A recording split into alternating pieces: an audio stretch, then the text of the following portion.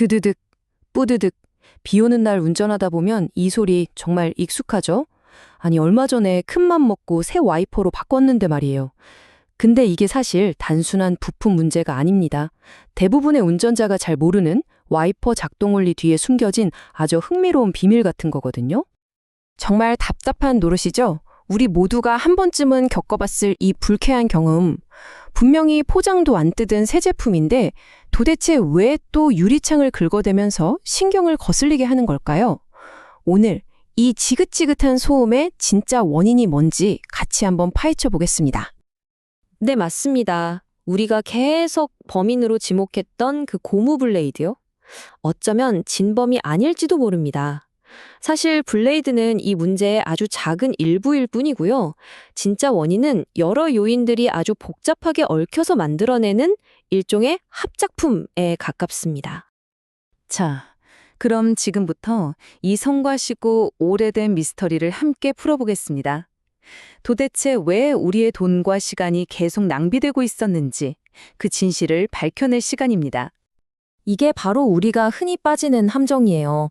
소리가 나면 와이퍼를 사고, 얼룩이 지면 또 와이퍼를 사고, 하지만 근본적인 원인을 해결한 게 아니니까 이 문제는 마치 메비우스의 띠처럼 계속해서 우리에게 되돌아오는 거죠.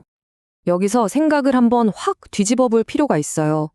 만약에 와이퍼 블레이드가 말썽을 부리는 범인이 아니라 다른 문제들 때문에 제 성능을 발휘하지 못하는 억울한 희생양이라면 어떨까요? 이 관점의 전환이 모든 문제 해결의 시작입니다. 이제 전문가들이 이 현상을 부르는 핵심 용어를 소개해 드릴게요. 바로 복합적인 결합이라는 건데요. 이 개념을 이해하는 순간 흩어져 있던 퍼즐 조각들이 딱 맞아 들어가는 경험을 하시게 될 겁니다. 복합적인 결합, 말 그대로입니다. 앞유리의 표면 상태라던가 와이퍼를 움직이는 그 쇠팔, 와이퍼 암의 문제, 그리고 와이퍼 블레이드 자체의 문제. 이 중에서 최소 두세 가지가 동시에 발생하면서 최악의 시너지를 내는 현상을 말하는 거죠. 자, 이 차트 한번 보세요. 이거 정말 흥미롭지 않나요? 문제의 원인을 분석해 보니까 우리가 유일한 범인이라고 생각했던 와이퍼 블레이드는 고작 20% 지분밖에 없어요. 나머지 80%의 진짜 원인은 전혀 엉뚱한 곳, 바로 앞유리 표면과 와이퍼 암에 숨어 있었던 겁니다. 좋습니다. 이제 본격적인 수사에 들어가 보죠. 현장에 남겨진 화학적 증거와 기계력 증거들을 하나씩 살펴보면서 진짜 원인을 찾아내겠습니다. 수사는 크게 두 방향으로 진행됩니다.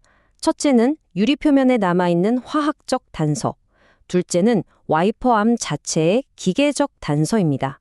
마치 수사관의 증거 보드처럼 이 둘을 나눠서 명확하게 한번 살펴보죠. 먼저 화학적 증거입니다. 우리가 시야 확보 잘 된다고 뿌렸던 발수 코팅제, 세차하고 나서 남은 미세한 왁스 성분의 유막, 심지어 일부 워셔액 첨가물까지 이런 눈에 보이지 않는 막들이 유리 표면을 끈끈하게 만들어서 와이퍼가 부드럽게 미끄러지는 걸 방해하는 거예요. 결국 소음과 얼룩을 만드는 주범이죠. 다음은 기계적 증거입니다.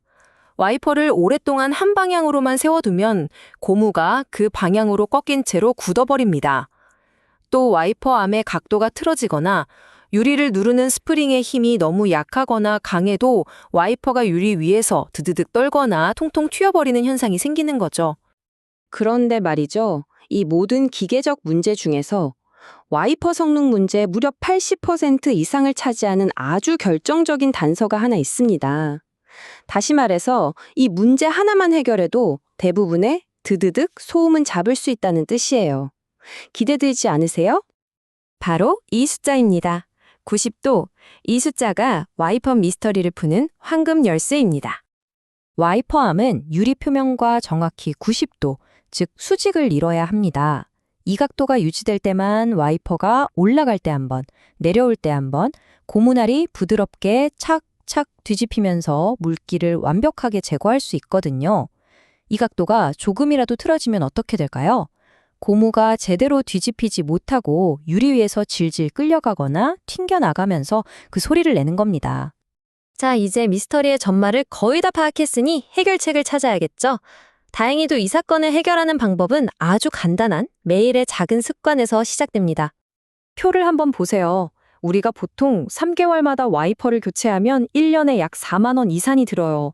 그런데 오늘 배운 내용대로 간단한 유지보수면 해주면 세정제 비용 한 5천 원 정도로 1년 내내 깨끗한 시야를 유지하면서 최소 3만 5천 원을 아낄 수 있다는 계산이 나옵니다. 경제적으로도 훨씬 이득이죠?